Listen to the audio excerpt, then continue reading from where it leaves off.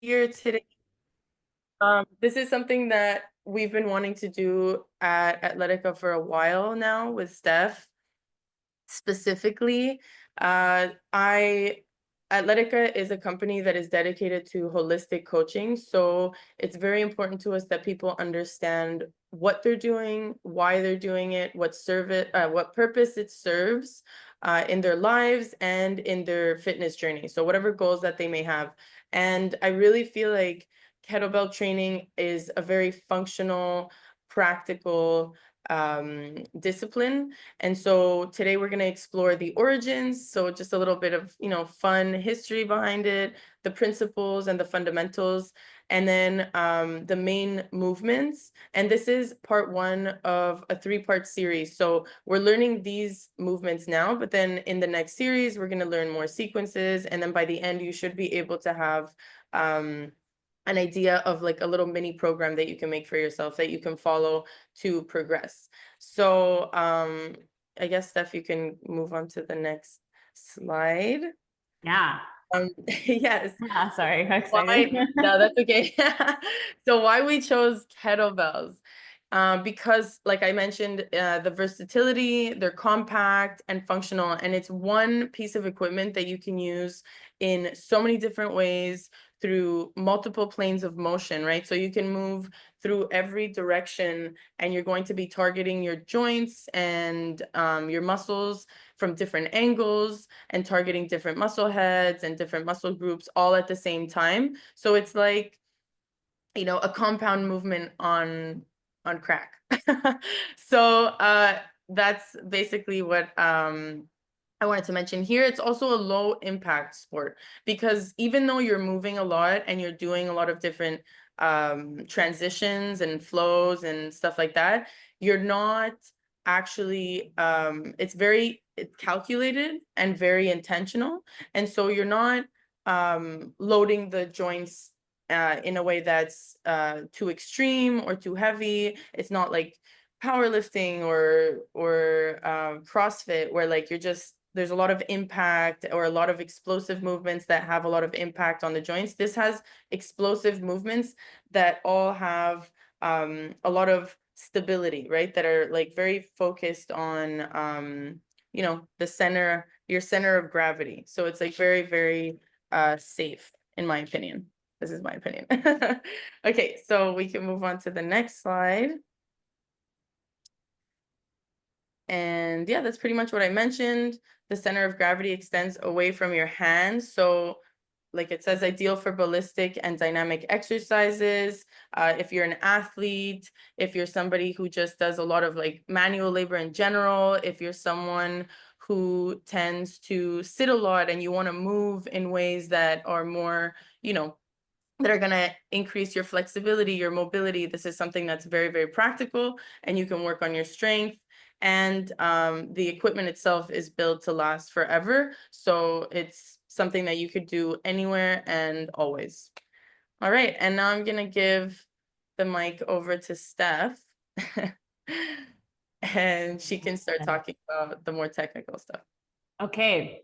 So just to give you an idea of like a few things of like the actual kettlebell itself. So clearly, if you know what it looks like, if you have one, is a weighted ball with handles all around. And the words that I use to describe the actual bell is one, I use the word bell a lot, like taking the bell, moving the bell, whatnot, as well as the bottom.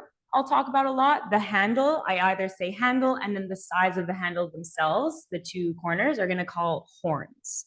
So I'll refer to those terms as like we move throughout together. But the equipment itself wasn't actually used for exercise. It was like originally used as farming equipment in Russia. So if you like saw our little Instagram poll yesterday, I actually had a lot of answers that were wrong. The only people who were able to get the people I noticed who were able to guess right either practice with kettlebells in the past or they have like a certification themselves. So like, I was like, well, you guys would know, but it was used to use like for weighing stuff and stabilizing stuff and whatnot. Then it was used for strength training in the military, and then it became the national sport of the Soviet Union in 1948. And that one, too, a lot of people guessed way sooner, but for them to actually using it in sports, it was not that long ago, to be honest. All right. Yes. Beauty. Okay, so it's pretty much kind of like what I just said. The cool thing about it, like as they started to use it for competitions in front of the town or like we're around with other people with crowds and stuff, it was really to show off their strength. So we're going to touch on this after, but it was to practice more something called hardstyle, to show off like more ballistic strength, explosive strength, and just moving things that were as heavy as possible up and overhead. And then of course, like swings and whatnot to move the belt around to show off essentially as hard as you could. Then I actually did my certification with Sean Mosen, who is the CEO of Agatsu. They have a spot in NDG. I've been there for a really, really long time. Sean Mosen was actually the person who brought from Russia to North America, but specifically Canada. So it didn't exist here really, maybe in a small amount, but he was the one to actually popularize the equipment and the sport in Canada. And he is actually also the person to steer away from hardstyle and do more high volume / flow style kettlebell training. So he was the pivotal point to kind of change the way functional strength came over to this country. Okay, so the basics, little note here, foot rooting, feeling like you're grounded through the big toe, pinky toe, heel, and distribute the weight evenly. That being said, I'm going to touch a little bit on footwear. So when practicing with kettlebells, personally, I either like to do it, depending on your environment, of course, barefoot, in socks, or if you are practicing with shoes, depending on the movements that you're doing, flat shoes is typically best. If you are doing things with lunges or I would essentially lunges where your sole of your foot is actually going to be in extension, where you're stretching on your toes. You may want something like a little bit more flexible, but anything that you can wear to make you feel as close to the ground as possible while still being comfortable is what I recommend. So anything that's like overly puffy or elevates your heel too much, I don't recommend. Actually, if anything, I recommend you doing it in socks over anything that's too thick of a sole. The more grounded you are and being able to feel the muscles of your feet on the floor, the better and more control you're actually going to have in doing all of your movements. All right. Then, in terms of the movements themselves, everything that we're going to do is full body. The more that you can drive from your feet through your legs, the more you're actually going to be able to have an easier time of like moving the weight around itself. So a big misconception with kettlebells, especially if you see it happen a lot, it does look like or appear to be an upper body workout or upper body focused style of training, and it's wrong. All of the strength and power that you are going to have to be able to lift something up and overhead is through your legs. The more you're actually able to engage through your lower body and your core, that's the only way you can actually be able to move the bell properly and intentionally.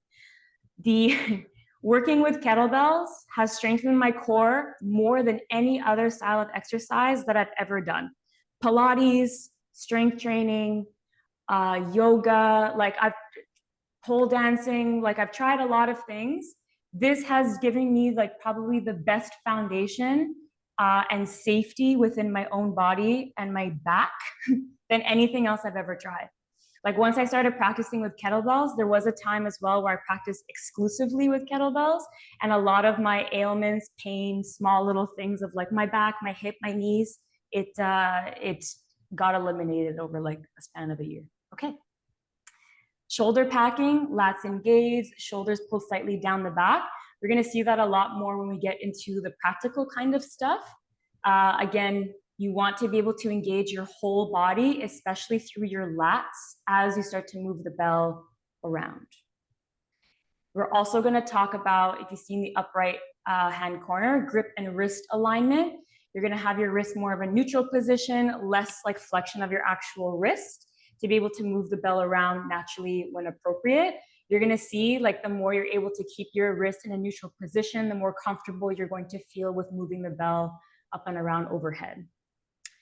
And then, yeah, the two styles of training, hardstyle, flow/high volume. We're going to focus more on hardstyle today, just for the sake of the fundamentals and being able to really understand the alignment and power through your feet and your legs. And then the flow and high volume will kind of come a lot more towards like the second and third workshop.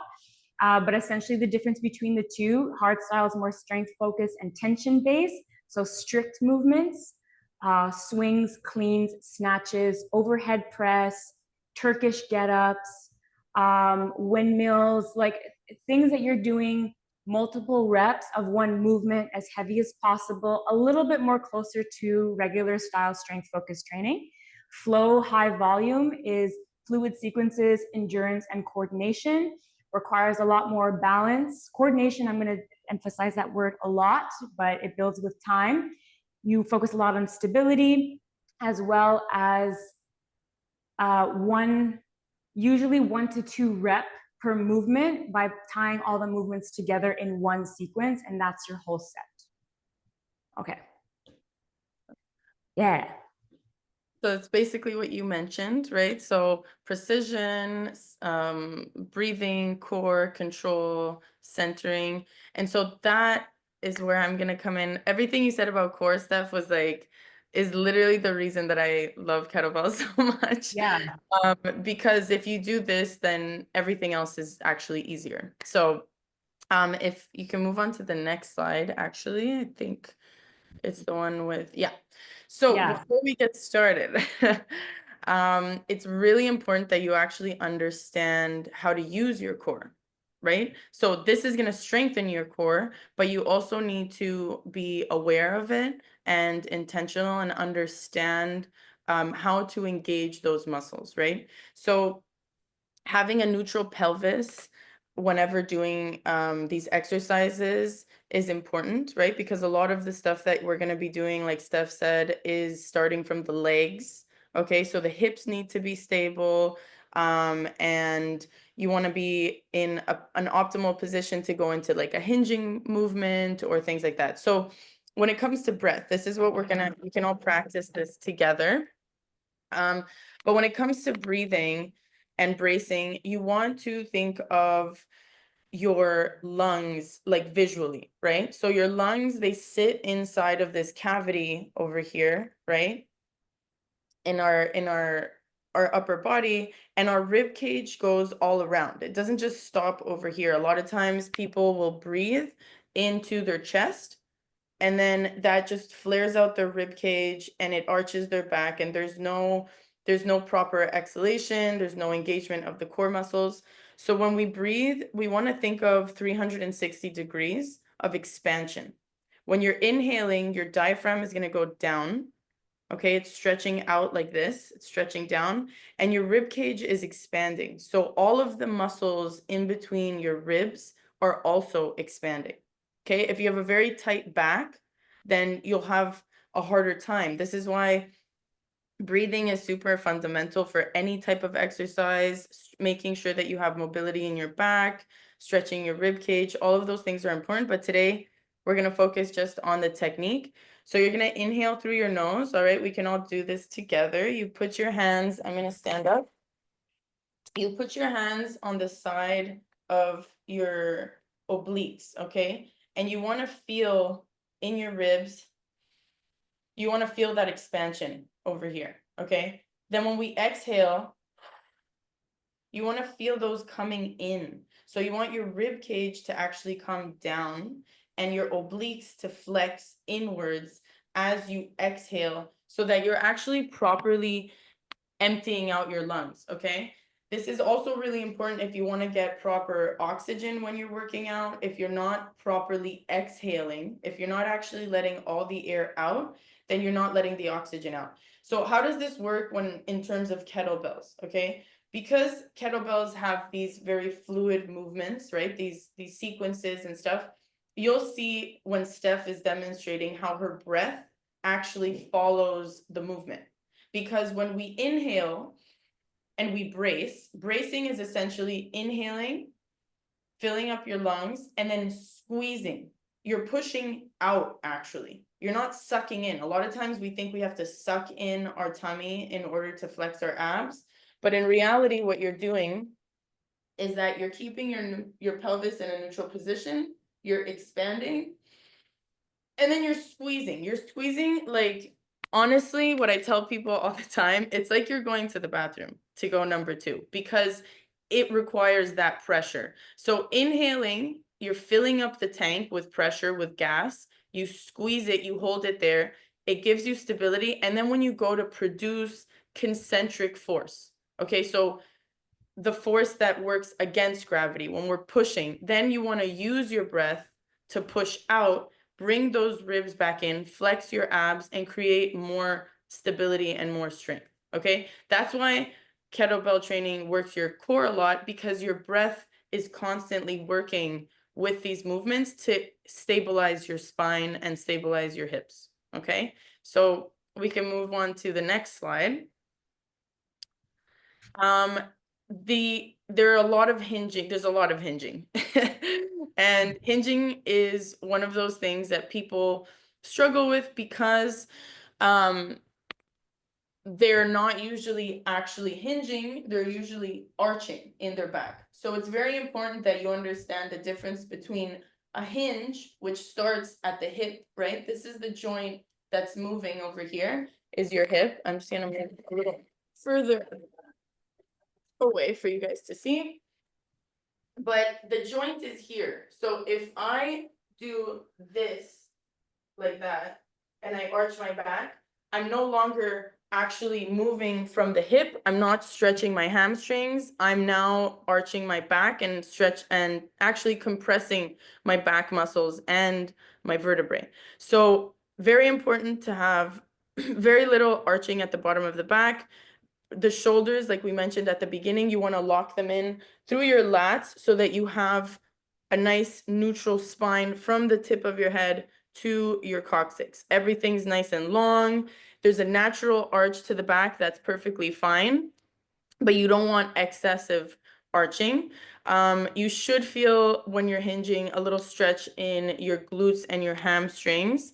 It's okay if your knees are bent, right? So Steph's gonna go through like all of the different like form cues and stuff like that. But if we're not trying to just have our legs completely straight, we're not doing like a straight leg deadlift, it's okay if there's a light bend in your knees, but the main movement is happening here. Everything else stays exactly where it is. We're gonna focus on hinging and keeping our core activated, okay? So, and last thing, when you're hinging and you're coming back up from a hinge, like Steph mentioned, we're actually pushing through our legs, okay? A lot of times people will do kettlebell swings and you'll see them, they're lifting with their shoulders, or they're gonna lift up like this and they're gonna arch because they think that the movement is happening here, but in reality, it's happening because of this, okay? So I'll let you take over, Steph. I hope I explained that adequately for you. Yeah. And then, yeah, this is all you know. Perfect. Okay, understanding the swing. Can I go Yeah, on camera? Yeah. off camera or on camera? Yeah. I think you could just turn on your camera and like,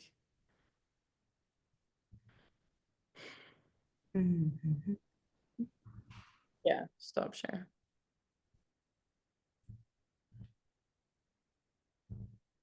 Hi, Yeah. I'm back. Exciting. Okay. Yes. So understanding the kettlebell swing, as Laura was mentioning, it's a hip hinge movement. The drive is going to happen from your hips. If you guys are ready to go, I want you actually to like stand up on your feet so you can kind of like work through this with me. That way you can understand what I'm saying and actually put it in a practical way so that you know exactly what I mean when I start talking about the feet and everything like that. Okay. Your feet are going to be at least hip distance apart. You can turn your toes out slightly if you need a little bit more room. You can even have your feet a little bit wider, but I do want your feet at least hip distance apart. As well, look down at your feet, press down through your big toe mound, your pinky toe mound, and your heel. By having your whole foot planted to the floor, you actually know where your foot is connected to the ground, because as you hinge and bring your hips forward, you are pushing the floor away from you to stand up fully straight. Kettlebells works your posture so well because you're always trying to seek a 3-point stack every single time you stand. Your 3 points are actually going to be your pelvis, your ribs, and your head. So you're always trying to reach 3-point stack every single time that you stand up straight. So just kind of feel that for a second. Bring your pelvis underneath you, your ribs on top of your pelvis, and your head as well. That's your 3-point stack. And then to feel yourself in your 3-point stack, like just notice what else is happening. Like your glutes are probably engaged. Your ribs are going to be pulled down towards the front of your hip creases. So your core is actually also there to support you, and all you're doing is standing up. Okay? You're going to take your weight and place it in between your feet. I'm going to say my kettlebell is about like in line with like my toes. Take your hips, stick your butt way back behind you, and hold it there. As you find your hips coming way back behind you, take your hand onto your ribs, take your hands onto your hips, and pull them in together. You're a little bit more into a neutral spine in this position. Then, with the edges of your shoulder blades, pull them down your back. Yeah, there you go. Here, you're a little bit more of in a neutral spine. You're able to keep your core engaged in this position. Take a little bend into the knees. Stick your butt back a little bit more. Now your glutes are involved. This is essentially the hinge position that we're going to take throughout the movement. Just go ahead and stand up. Okay, do the same thing. Take your hips way back. Ribs are in, core is engaged, shoulders are back. Take your hands onto the handles of the dumbbell, so that's the very top. You might need to hinge forward a little bit more to be able to reach it. You can bend your knees a little bit more if you need, but your butt is way back, not down towards the floor where your knees are coming forward. Your knees are more or less in line with your heels. Handles on the dumbbell, pack your shoulders onto your back, core is engaged.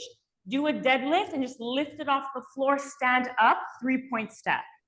Okay? Keep your hands onto the dumbbell, go ahead and hinge back. If you look towards the floor, kettlebell is like in between your feet. Press on your feet, stand back up, hips underneath you, 3-point stack. We're gonna do it again. Going back, exhale, stand up. That's it. Shoulders are back. Again, inhale. Exhale, stand up. One more time.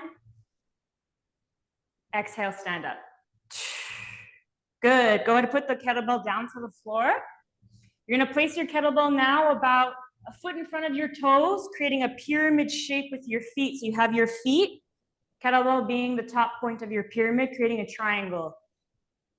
99% of the time, when you're doing kettlebell movements, especially within kettlebell flow, you're going to be starting in this position all the time, because I'll show you the swing. It creates the drive happening from your hips, and you're able to load your posterior chain right away. So I'll just show you what a kettlebell swing looks like.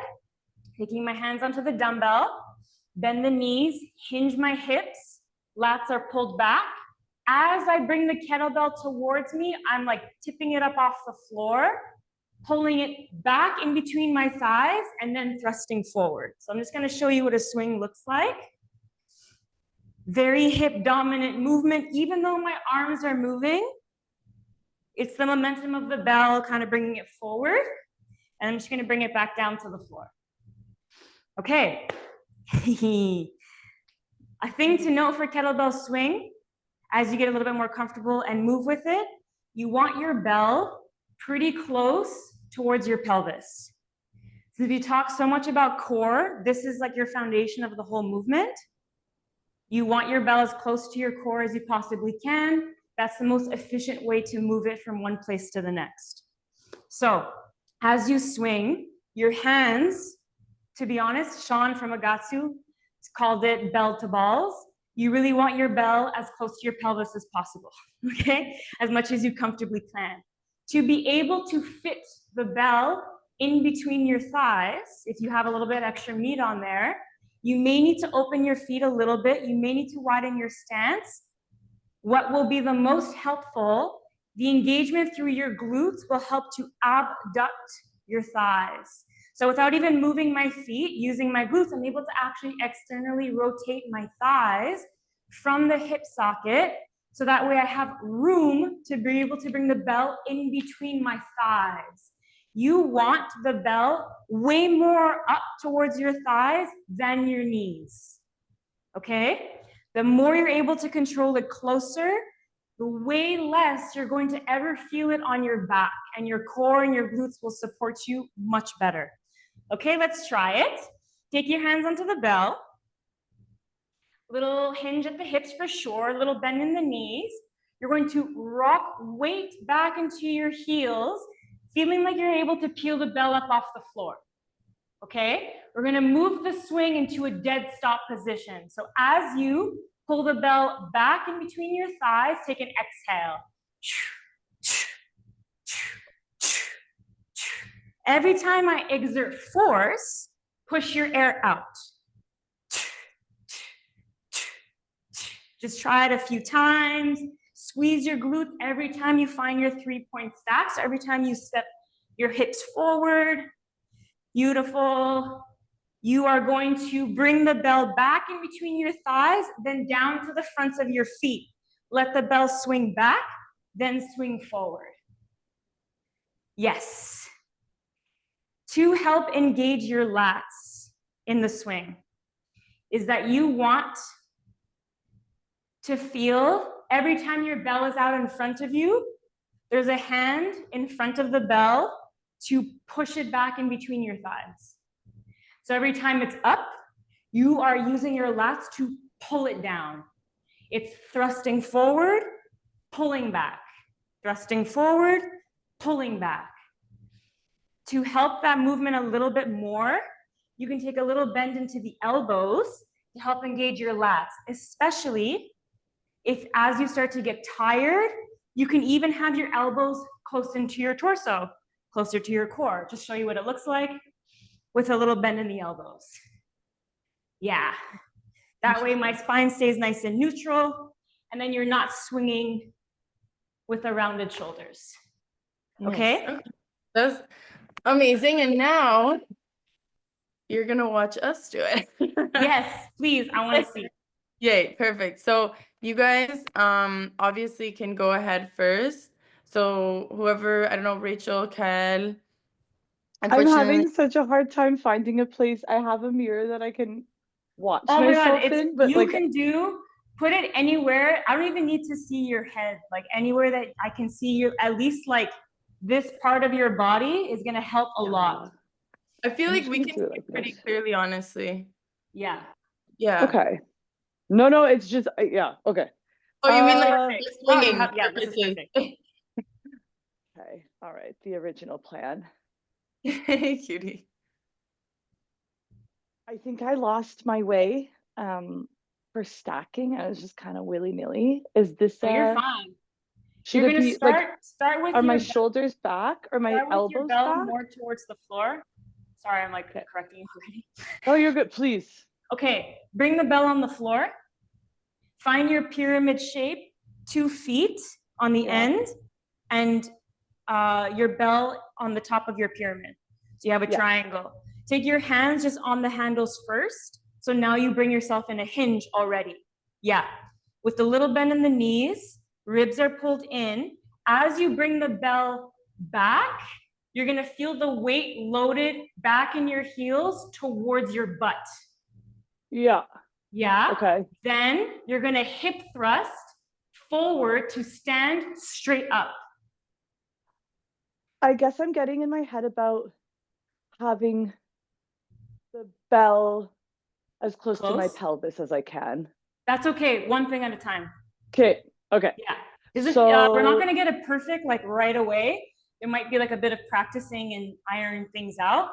Just, one thing at a time. We'll make sure your foundation is really strong first So that way you can Look at practice this. over and over again and feel safe.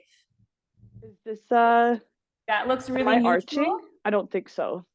No, you're really neutral. I want you to actually look at your knees and see in your hinge, because your knees are in a good position. Everything here is actually really nice, but you're loaded in the fronts of your legs.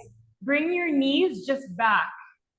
So I'm like transferring my weight from my toes to my heels. It's very subtle. Uh-huh. And now then there's I a have little it. bit more It's like sensation back. now happening here. Yes. Good. And then try from there. Wow. Okay. Yeah. Or like so much better immediately. Yes. So much better. It's actually way easier now to be able to have the bell way closer to your hips because you're using your hips to move the bell forward and back. Yay, that looked really good. Thank you. Yeah. Awesome. That was good. I'm happy. Okay. The heel is the gravity point. Okay. The heels is the gravity It moves you a little forward, that's why. Yeah. Okay, is it your turn? It's technically Kaya's turn. Okay. Okay, so is the angle good? Yes. Okay, great. All right, so the 3 point stack, this is where I'm stuck. Okay. So it's is this natural? So take your hand on the front of your pelvis, like my belly button is here, my pubic bone is here, and I'm just gonna have it like right in between. Take your other hand on your ribs, and then just stack them on top of each other.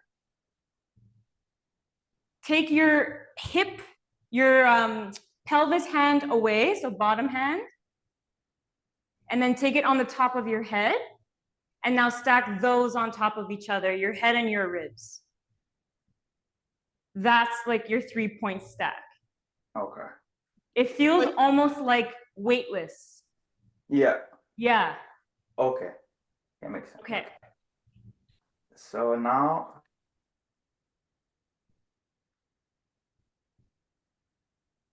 I'm starting hinging. Hinging. Good. Not bad. Not bad. Try it again.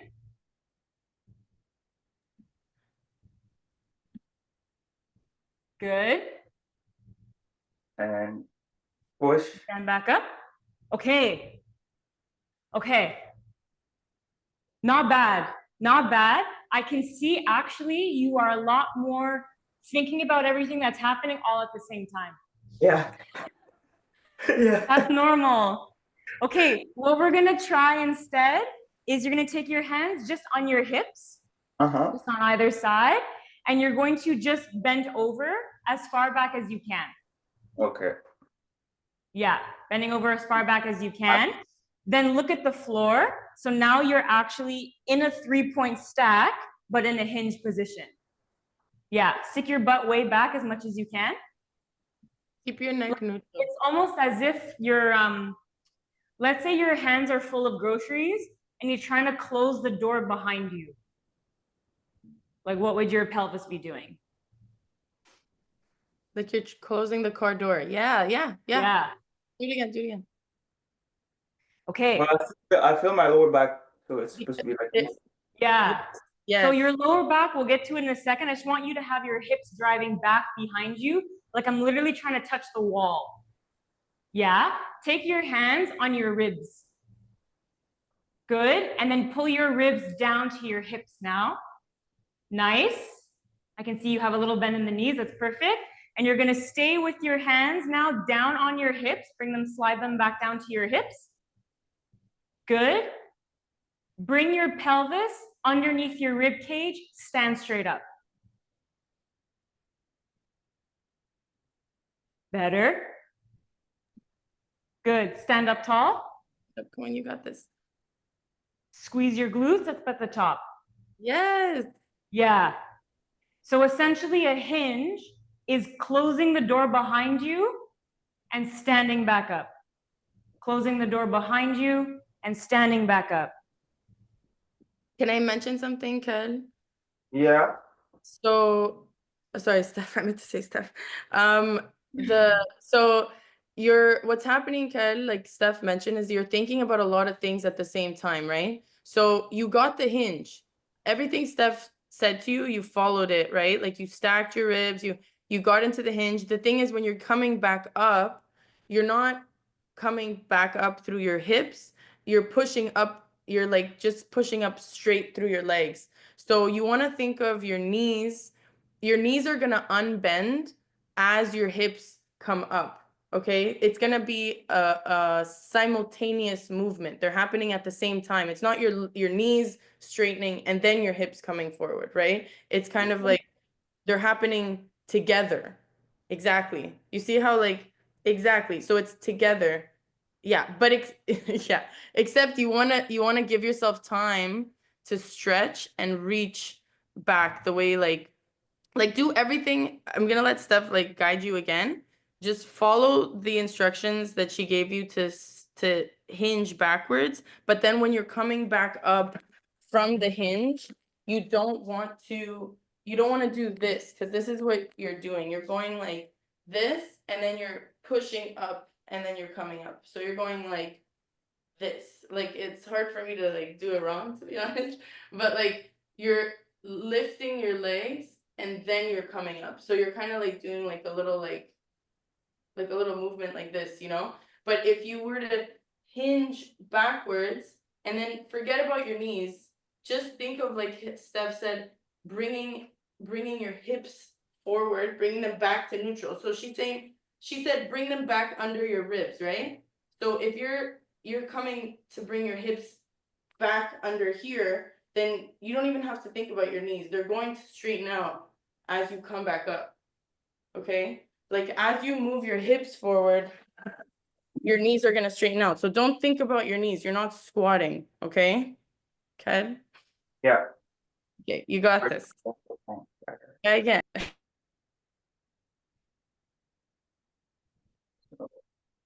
Steph, do you think you can guide him through the... Yeah, I just can't see him. Where'd he go? Oh, you can't see him? Oh, wow. Okay, I can see everybody. Okay. Okay, I'll see. So hinging is very similar to doing like a hip thrust or a glute bridge. So I'm just going to show you something quickly on the floor. When you're laying down, arms by your sides, it's the exact same thing happening when you're standing up. My hips are back, my hips are forward, ribs and hips in the same line. Hips are back, hips are forward. In this position, all you need to think about is your hips driving forward and back, forward and back. So the same thing is happening on your feet. Hips are back, hips are forward. Hips are back, hips are forward. I don't even think about my knees. Like just focus on your butt. Back, forward, back, forward. Rachel saw that. She's like, so much better already. And then the rest is going to happen like over time. But the foundation of a swing is hip drive. It's a hinge. Stop. Everybody got it. Yeah. Yes. Good job, Ken. Thank you, Steph. That was amazing. Okay. So our next exercise is the cleans, right? The cleans. There's a movement that you can do to prep for cleans to work it from the ground up. Because the clean is all of it happening at the same time. Okay? It's one of the strongest moves that you can be able to do besides the snatch. Also, all kettlebell movements always work up to something that's a little bit building off of something before. So once you mastered the swing, you can master a clean. Once you master a clean, you can master a snatch. For the clean, what we're going to do is from our pyramid position, I'm going to take one hand on the bell, on the top of the handles. I'm going to swing it back between my thighs and bring it forward. So we're doing a single arm clean. No, single arm swing. Okay? Hand on the bell, pulling back, thrusting forward. pulling back, thrusting forward, pulling back, thrusting forward, pulling back, thrusting forward. Okay, just try it. Try both arms a couple times, swinging back, thrusting forward, swinging back, thrusting forward. See what happens. Getting familiar, trying things out, all that stuff. Good. Okay, you can put it down. I'm going to pull the bell closer to my feet, setting up more like in our original position where we were doing deadlifts. Hand on the bell. I'm going to do something called the gunslinger. So it comes from the floor, pull my elbow back next to my ribs. The bottom of the bell will face forward. My hand will come underneath like a gun. All right? So I'm going to pull elbow back, bottom of bell forward to the floor. My hips are back. Then again, elbow in, grab it. So now you're using much more of your back. You're using arm strength, lat strength, core strength. Good. What I want you to note in the gunslinger is that your elbow is coming back. You're pulling like a string of a lawnmower off the floor. So make it a little bit more explosive, a bit more powerful. Lawnmower in between your feet, whip your elbow back. Okay? Every time you stand, exhale. Good. In a clean, from the gunslinger, your elbow is back. When you clean, your elbow will be underneath your wrist. As you bring it up, you're punching up right underneath your chin. Fist will face the ceiling. So I'll just show you what it looks like. Gunslinger, I'll do 3. In a clean, punching up.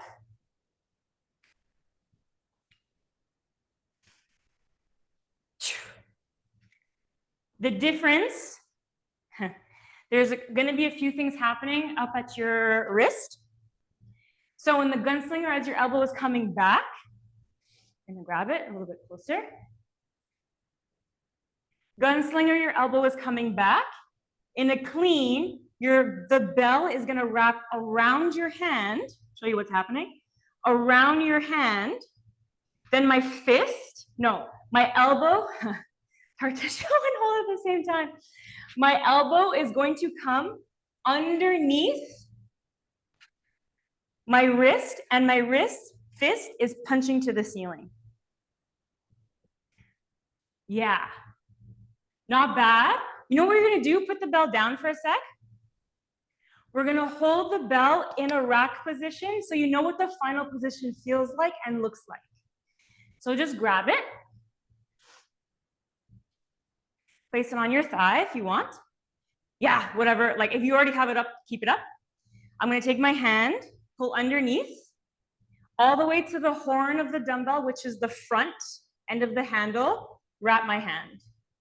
Take my other hand to support it, and then just pull it all the way into this little pocket of my arm. Good, okay, hold it there. Elbow in close to your torso, you're using your core to hold it up. Notice my wrist is straight. This is, I'm gonna call it a column. You wanna find a column in all of your grips. This is your wrist is in the strongest position in this way, and your elbow is in close towards your core, so you're able to actually hold it because you feel the strongest. In my hand, 45 degrees. The reason why it's at 45 degrees, I cannot bend my wrist. If I do, I'm losing the angle in my hand. Yeah, it's on my index knuckle to the end of my pad down here. Shoop. One little line.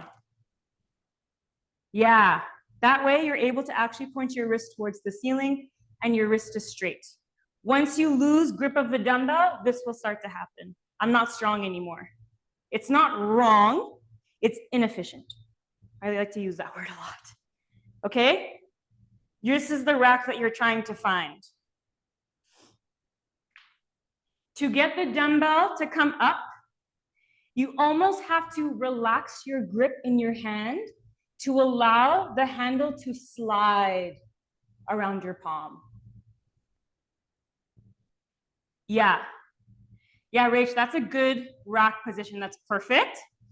And then to get the dumbbell to move around is you will need to let it, like almost like you want to like let your hand open up. It's relaxed so it can slide up.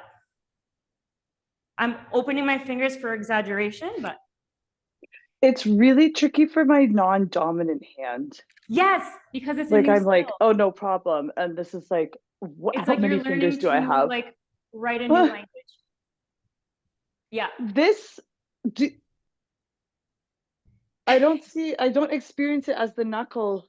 Yeah. Practice. It doesn't look too bad though, honestly. It does not look too bad. It doesn't The feel more you're amazing. able to straighten your wrist, the stronger position you'll be in. Also, this is the movement that most people, when they're learning, you get bruises on your arms and bruises on your wrists. Okay. It's normal.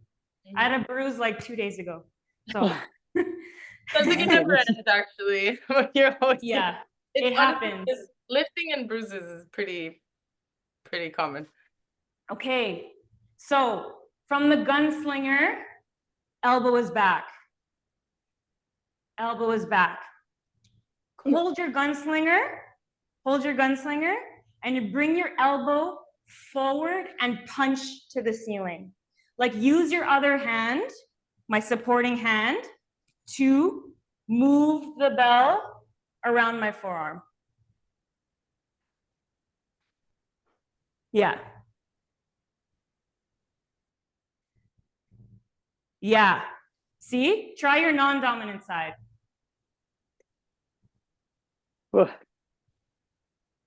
No. Oh, that was close. Yeah. Yes. Instead of just, so what can happen, the reason for the bruising is this will flip and smack your wrist. Yeah. That means your grip is too tight. You almost need to like slack your hand. That way the thing can actually move around. Yeah.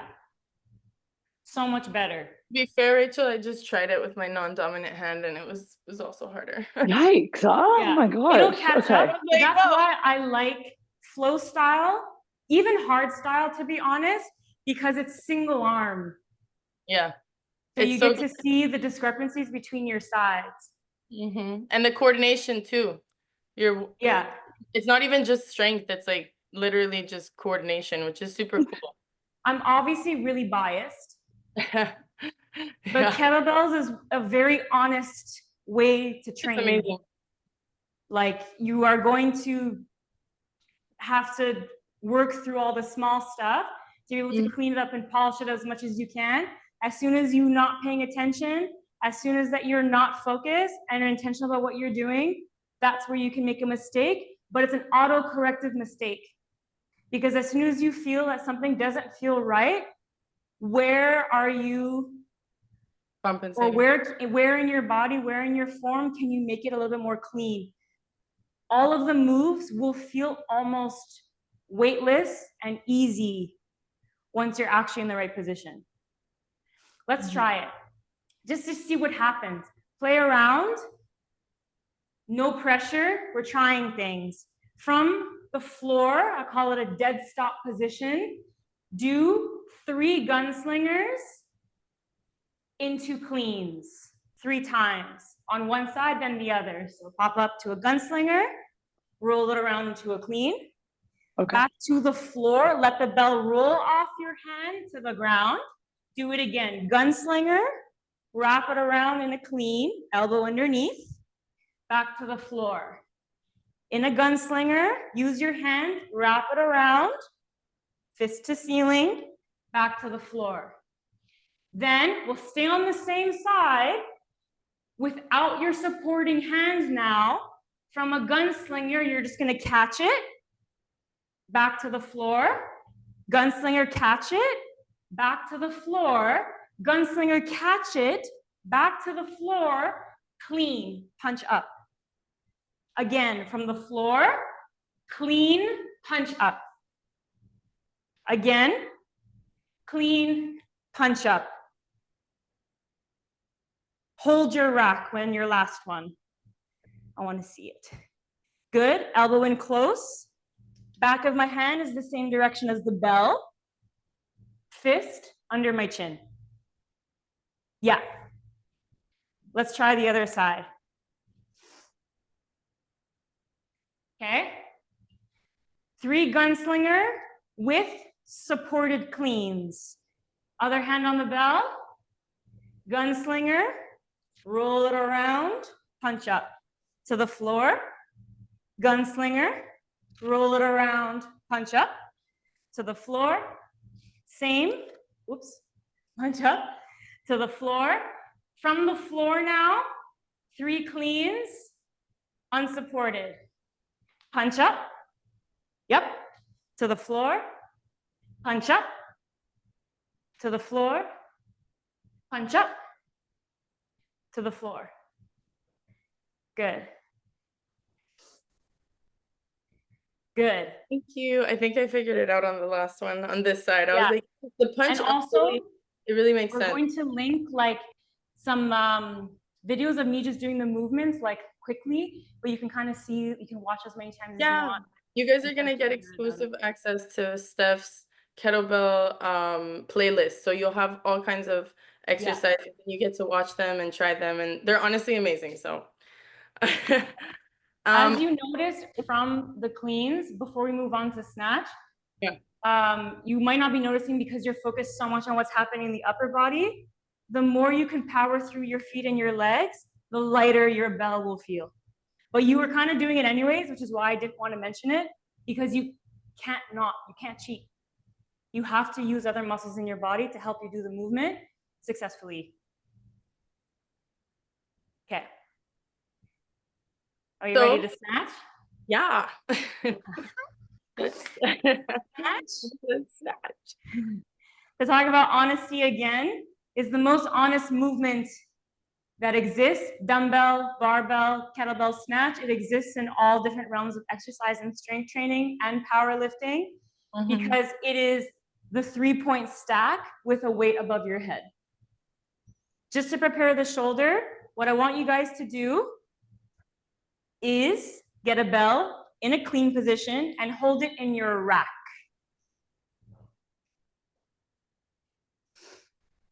Handle in a 45-degree. You can close your hand, fist facing the ceiling.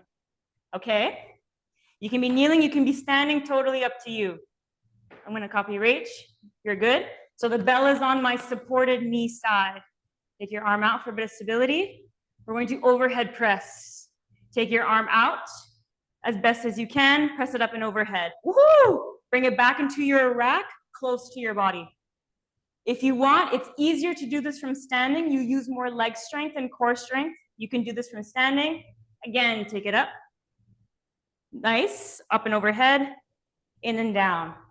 As you bring it up and overhead, my knuckle faces the ceiling. Palm is forward. Yeah. Bring it all the way in. Bring it to the floor any way that you can. Other side. Yeah. Getting it up. 3. Good. Keep a nice 3-point stack in the center. 2. Elbow comes in. Open up overhead. Boop. Elbow comes in to the floor.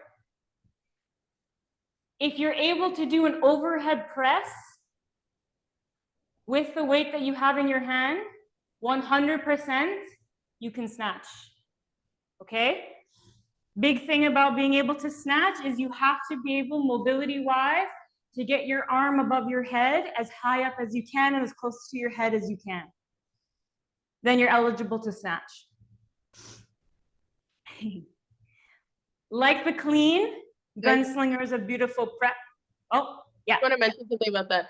So for shoulder mobility, the reason that Steph mentioned that about the shoulders, The reason that some people can't press overhead is because they don't have enough space over here. I don't know if you guys can see my back.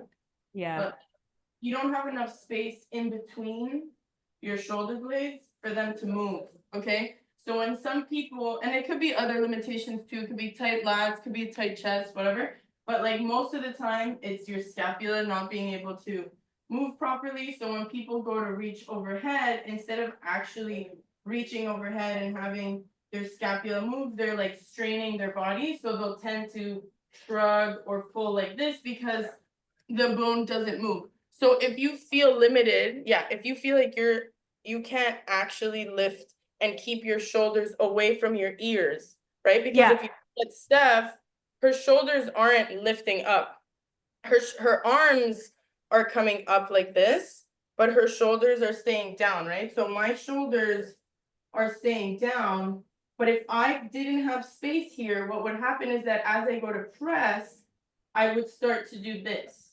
Okay. That's me. So if ever, Kyle, is that something that you struggle with? Yeah. You already know. I already know. That's why I'm mentioning it, because I know that you're struggling with that. So if you do struggle with this, Steph, do you have like an alternative, something that he could do? Because he has a lot of posterior compression in like his upper back. So, and he's a massage therapist actually at Atletica, so very cool. But so he has a lot of upper body compression, and so he can't really do the full, like he can't press overhead. What's something that maybe he could do in the meantime? So it's perfect because the first move that we're going to do to prep for going overhead for a snatch, besides overhead press, because again, to prep for snatch, you have to be able to lift the weight that you're holding overhead. That's the reason. Is an upright row. So instead of it going overhead, you're actually going to, the same way that we did the gunslinger where your elbow is coming back, like a lawnmower with that kind of explosive, you're going to do the same thing, but an upright row. So your elbow is going to punch back behind you and your dumbbell will be at your chest. Instead of your shoulder blade coming up, it's going back. So to show you what it looks like, you want your bell pretty close to your feet in this position because you're pulling from the floor. In your upright row, like the gunslinger, you're going to catch the bottom of the bell, and the bottom of the bell is going to be facing forward, just like your gunslinger. So from the floor, and you catch the bottom. Yeah. Perfect. Yes. Your elbow, you can do a few. Your elbow will be about 45 degrees. Instead of like all the way out at 90, think of bringing it almost like you're doing a push-up, right? 45 degrees. That way you get more range, you're able to actually punch back. And I'm squeezing my back. Yeah, I'll do a few so you can see. One hand on, bell close to my feet, back. This is kind of from the front and the side. I'll show you from the side as well.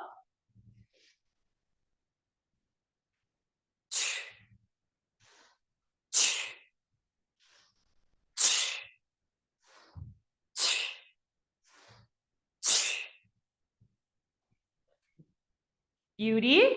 Try both arms if you haven't. Yeah.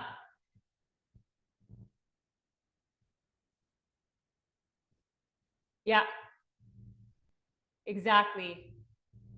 Good. Once you've tried both arms, we're going to do it unsupported with the other hand. So it's going to be pulling back, punching forward through a swing to the floor. I'll show you. Okay. Bell in close. Punching back. I'm just using my hand to support to show. Punching back. Punch forward into a swing to the floor. Okay? Then bring it in close and do it again. Back, forward, swing, floor. Okay? Or, you know what? To get rid of the swing, we'll try back to the floor. Back to the floor. back to the floor. Yeah. As you get a little bit more used to it, see, it's almost like you can work with the weight of the dumbbell. Yeah. For the momentum. Like momentum. So it's harder. Good. Good.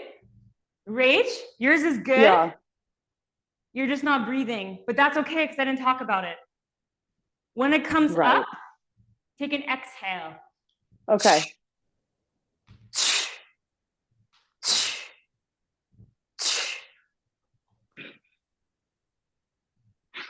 Yeah. This move is hard, I'm not gonna lie. It's a bit more sophisticated. Yeah, that sounds a little different. When you're pulling up like this, you're coming right into that like row like that. You're just like. So the first thing I want to note, Laura, is that you actually want your bell, because I can see your arm is here. Yeah. I want it here, like if anything, like more underneath your shoulder or closer than that. Okay. The closer you can keep the bell to your body, the easier everything will be. Much more efficient for your energy. So where should it be, like pointing out to the side or back? Once you're standing, your elbow is 45 degrees outwards, elbow here. The bell will be kind of close to your face. So it's like, do you think, can you demo it one time? Yeah.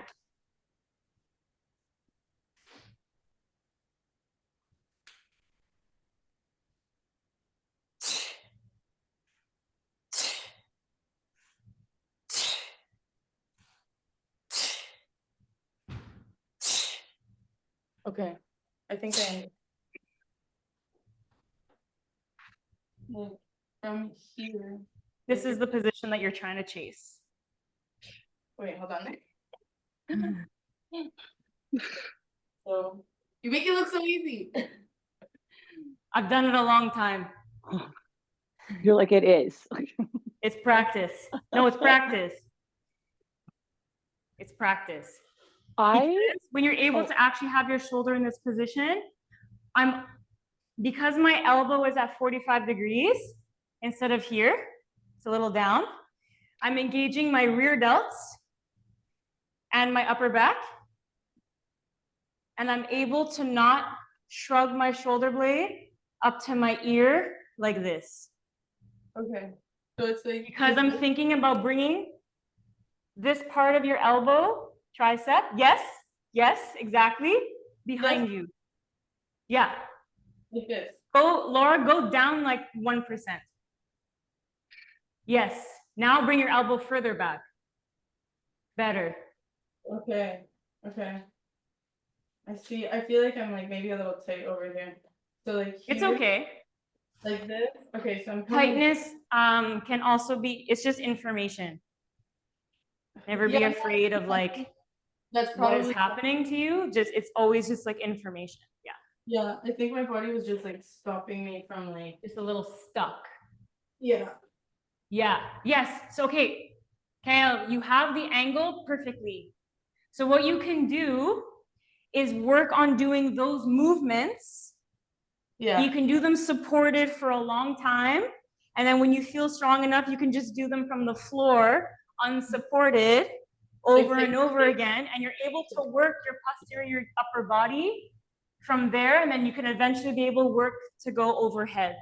Yeah, I see. I feel it now though, like in my muscles. I get it. Okay, exactly. I was feeling joint pain, and that might be specific to me. But like my elbow on my non-dominant side was really making some noise. And I wonder if you know what that data point is. Joint or pain? Like what? Pain. Painful. No, it was, I did not hear it. It was like bringing my attention to it. Okay. But can I ask you, did it feel like, was it on the outside? Was it pulling on the outside? Like right here. Okay. So a lot of times when we go into flexion, elbow flexion, and you're like and you're pulling back, if you don't, you're not pulling from the back. So like you see when Steph was showing me and I was going like this, Okay. what my brain is focusing on is this over here. So what I'm trying And to, that's a larger muscle. This is like more in control than the little spindly elbow. yes, that, and also this has more range technically. Like there's more movement, like when you're coming back, your elbow is supposed to bend like this, right? Your elbow isn't supposed to be pulling here. So when you're coming back, Okay. if you're coming backwards only through your elbow, what you're gonna do is that you're gonna be pulling, like you're trying to drive this backwards from here, right? So if Uh-huh. you're going from here, all of this is gonna pull on your elbow. So you're gonna feel kind of like strain over here, right? Is that what you felt? Like you kind of felt like it was being strained on the outside? Yeah. I'm like, oh, I have arthritis. It's over Yeah. for me. So it's like your tendons, your like basically like your muscle over here from your tricep, like it's pulling back. So what you want to think about isn't pulling through like this. You don't want to just shove your elbow backwards. You actually want to retract your scapula and kind of like almost like press this part down. You're kind of like bringing this back. You know, like when you're doing a row, Oh, you know what I mean? that's so different. Yeah. Yeah, Yeah. that's And so what then she when was talking about in you're terms of back, like the packing. yes, when you're reaching further back, exactly, you're stacking your joints. So your wrist is stacked on your elbow, which is stacked on your shoulder. So you want these two to stay solid, and then you're kind of coming back here. Like this is coming back.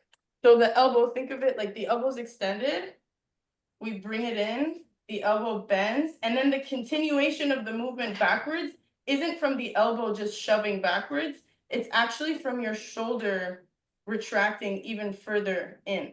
Yeah. Okay, so you're coming. Whoa. Okay.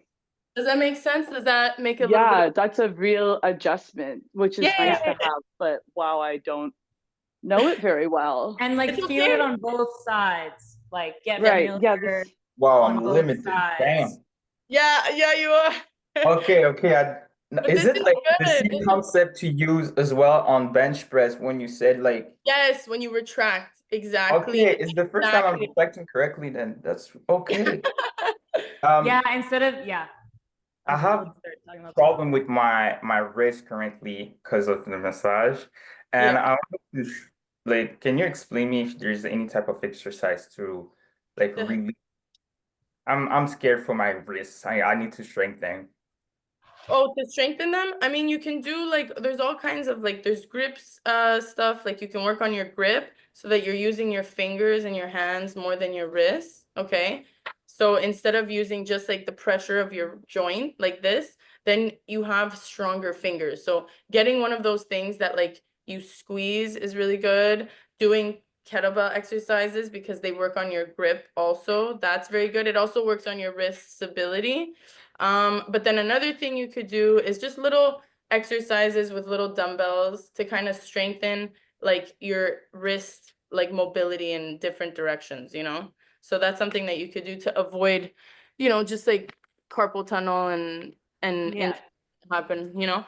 But we're gonna have to There's move. also things that I like already came to mind of things that you can use practically like right away with your strength training. But I wrote a note down so that we can talk about it at the end. Yeah, for the It's Q&A. important. Because we have a Q&A portion in like Yeah. 5 minutes because we're gonna have to go through the windmills Non, non, non, je vais aller chez ma Mathieu. now. Steph? Okay. So for the snatch, just Yeah. to get it up and overhead, as you go through your elbow coming Okay. back, remember just using that as a guide of like movement pattern. Yeah. Just like the gunslinger, your elbow is back. The snatch, your elbow, as you pull it up from the floor, lawnmower kind of power. Keep your elbow in, your arm in close to your body.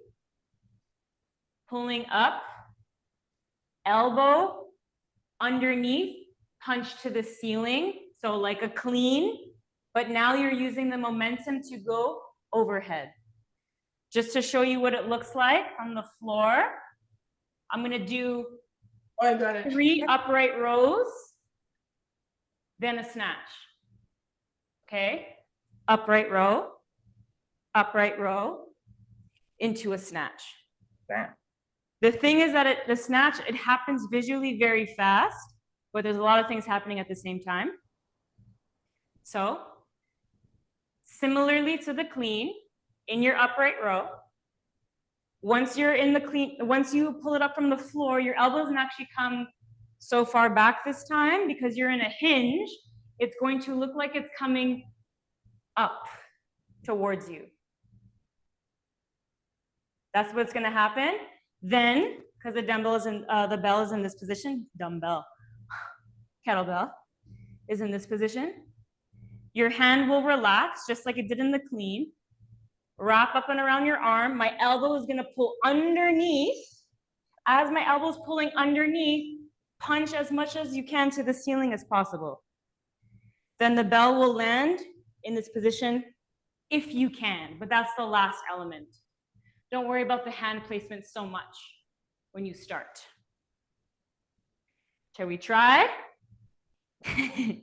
Do your upright row a couple of times. Give yourself that momentum and power and drive. Then be able to get up to the ceiling.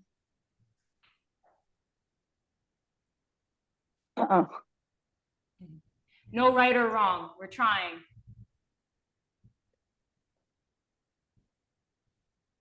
Good.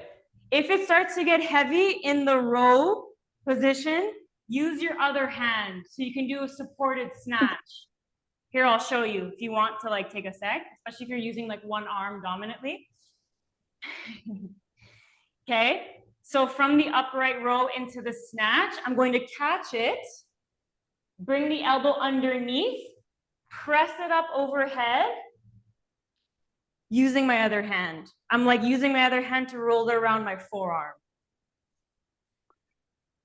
Into a row and snatch. Moving slow into an upright row, into a snatch. Moving it around, punch up. Yeah, use your other hand. I feel like I just discovered this. Is it scapula? This thing? Yeah, your Yeah, scapula. like I'm like, oh, Right? we need to talk before I move on. Right? know. It's information. It's like my brain's pretty loud. That's Trying okay. to louder than my body's ability or like willing. Your nervous system also is learning at the same time. Damn. Okay. Okay. Yeah. It's like, oh my God, thank God I'm not using it anymore. Give me this shoulder. Supported snatch. So once it starts to come up, use your other hand underneath the bell so that way you can work on getting your elbow underneath and punching overhead. Yes, kind of. I wouldn't say that. Don't worry too much about getting the upright row perfectly. Okay. Just get your hand underneath the bell. Yeah, yes, but we're gonna work on the momentum part, but that's essentially the movement pattern, okay? So when you grab it, I want you to just pick it up underneath. Just invite your elbow to pull back so you kind of know the position. I'm using my elbow on my torso to hold it. Okay. Get your elbow underneath. Yeah. Take the dumbbell. Oh my God. Why am I getting tongue-tied for the most important equipment that ever existed in this world? It's okay. You called it dumbbell maybe 100 times, and I think it's so funny. Right? Elbow is underneath. My grip is relaxed. Punch your fist to the ceiling so it looks like a rack position. As you're getting into the rack position, already start about bringing it up and overhead. Got it. Okay, I'm not like arriving at rack and then up. Exactly. You are inviting it to go into the rack position while simultaneously punching overhead into an overhead press. Much better.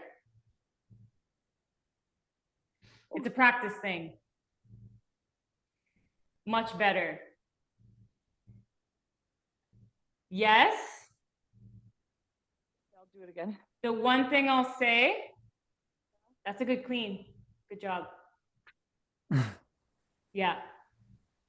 The What thing did you that I'll say? say is using the momentum of the bell to help you comes with practice. Okay. Okay. All Yeah. right. I'll See, keep Rachel, you're doing practicing. great, girl. Don't be so hard on yourself. Don't be You, so I it took just me, the snatch takes a long time to learn, I have to say. okay.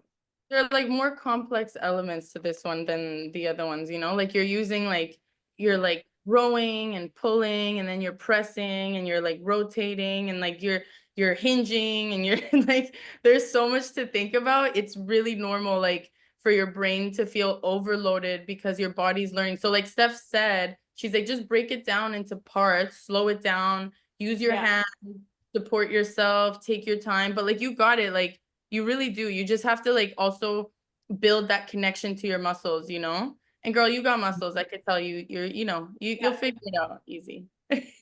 I've been, well, not to take up space, but like I haven't been moving because I learned I had arthritis and I wasn't handling the pain like at all. And I was just like in this state of like no mobility. And now I'm coming out of that. Yeah. But I'm like, Good. oh, I can just use a bigger muscle instead of my joints. That's Yeah. nice. I'll do that. Anyway. Yeah, you're back. No, 100%. Like I have arthritis and my family too, and I'm pretty sure I do. And so that's all I always get like stiff hands, stiff like issues with my elbows and my knees and my ankles. And so whenever like that's why kettlebell training is so interesting to me because it's much more gentle on the body once you get I into it. love to hear it. Yeah. Yeah, that was a real relief to hear at the beginning of the session for sure. I Yeah, also have I have a client who discovered that also a lot of two things. And my client discovered that she has arthritis in her lumbar spine. Also, Same. after seeing someone else, an osteo, that osteo works with athletes, had said that is 99% of what the doctors will just tell you because they don't know what it is. Yeah. Not to say your diagnosis is wrong. Also, from them working with athletes, she's a runner. He never said stop running. She's been doing kettlebells with me for 2 years. And we had to take a break for a bit from her lumbar because it affects your hinge directly. Obviously, kettlebell is all about hinges. That being said, like we're able to do kettlebells again. So it doesn't really like, as you evolve with any information that your body starts to come up as you go along in life and as you age, you can be able to adapt anything to your needs at any point, which is why I like working with the bells so much, because my bell is very old. I bought it, well, very old, pandemic times. No, earlier than that, 2018. It's 25 pounds. And I never upgraded the weight. I just kept it at 25 pounds because it allows me the most versatility for hardstyle, flow style, all of the movements, because you can be able to make it harder or easier depending on what you're working on at the time. Thanks, Steph, for saying that and sharing. That's nice. I'm glad I'm here. It is a style of training and piece of equipment that has taught me the most about my own body than the other areas where I was able to hide from a little bit more. That's exactly a snatch what I mean. Overhead teaches you it's like an x-ray. It teaches you or shows you the most information from head to toe in one movement. A single arm snatch. As well, when you start to move with kettlebells, the biggest thing that you notice is you need space. Like you need not a lot of space, but space nonetheless. I want to say a yoga mat in terms of distance, but think of it more as a square. 360 is the amount of space that you need. And when you start to practice with the kettlebells, when you're not skilled with them yet, but you need to practice, you have to take up space. You just have to. Doing it at a gym, doing it at a public gym, did that many, many years, you start to learn, I need to stand my ground, set up some space around me so that people can't come into my bubble because I have work to do and this is my time. And by doing that over and over, you build a lot more confidence in yourself of being able to do hard things on purpose over and over again. And the more that you take up space and move with confidence, you actually will feel like you'll feel like a different person when you master the skills.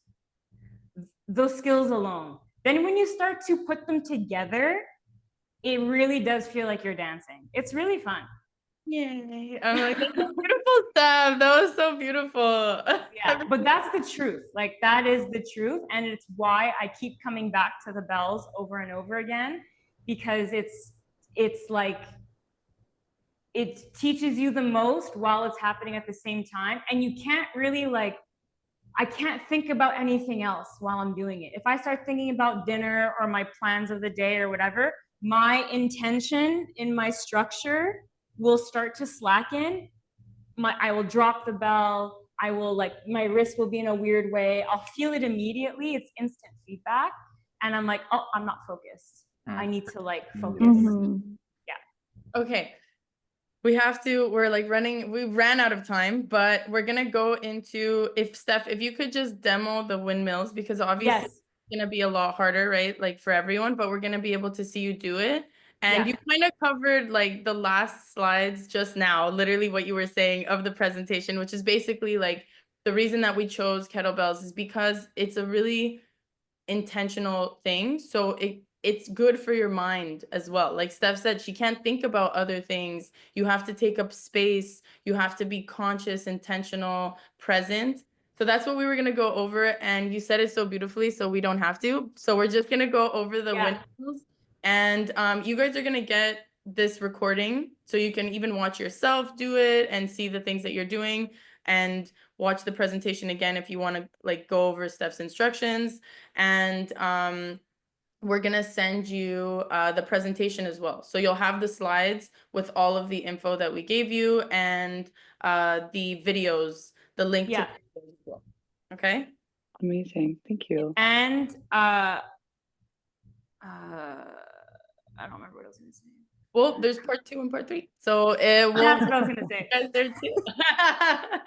All right. In part 2, 100% we'll cover the windmill in a breakdown, but I'll show you what it looks like, because to be honest, it's easier to explain than the snatch. The reason why I explain the snatch first is because the snatch is more important. Okay. But in the windmill looks super hard. I've never done it before. So I was like, because it looks scary. Yeah. The windmill, there's 2 variations to do it. One is half kneeling and one is standing. I'm going to show both. Essentially, the windmill is a deadlift in the frontal plane. So it's to the side. It's just a hinge. And your thing is overhead. I feel like okay. So again, this will be broken down in workshop number 2, but all you have to do is get your weight above your head, whatever way that you can. Weight is above my head. 3-point stack. 3-point stack in my column, which is my arm. Turn your toes to the side, 45 degrees. Look at your dumbbell. Oh my God. Look at your bell. Look at your bell. Eyes on the bell. Where your eyes are is where your arm will be. If you're not looking at it, your arm's going to move away. Look at your bell. Stick your butt back like a hinge to the heel that's behind. That's the one that's pressing to the floor. And then stand right up. Butt back and up. So you can do this without your bell if you want to start. Fists up to the ceiling. Good job. 3-point stack. My toes are forward. Turn your toes out 45 degrees away from your hand. Take your other free hand and place it to the heel that's in back. So left arm is on the bell, just as an example. My left hand is up. Turn my toes to the right. Take my other hand on my left hip. Push your left butt cheek back. Now I'm in a hinge to the side. So my left butt is back. That feels Press really on your good. left heel to come forward, and then that's it. That feels great in the oblique. That's why I have abs. Yeah, It's from I Windmill. like that feels really good. I don't really talk about my physical form that much, but like I said in the beginning, that's literally what gives you core strength is this. So, I'm much tighter on this. Yeah, just to show you kind of like what it looks like is that in the arm that's up, your toes will turn away. Okay. And then hip back. That's it. I say Amazing. that's it. Again, we're going to break it down a lot more next time. I don't want to, I can keep you here all day. This is Yeah.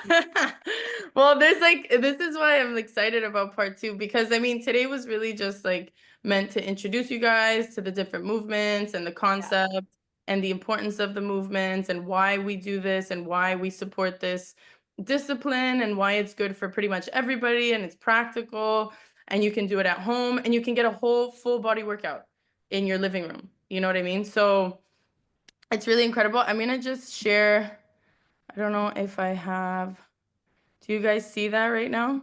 Or Yeah, I see yeah, something. okay, cool. So I wanted, let me see. Just wanted to make sure that we covered everything. So yeah, swings, cleans, snatch, windmill. You see Steph in action. So you guys Yeah, you can see in the still images in the windmill.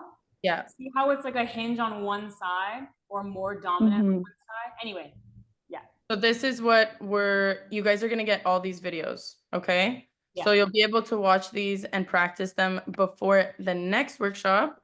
And then we're going to go over these again and then combine them. And like Steph said, build some sequences. So look, if you have any postural issues and stuff like that, obviously this is really good for core. It reduces stress and enhances mind-body connection. Steph already mentioned that very beautifully.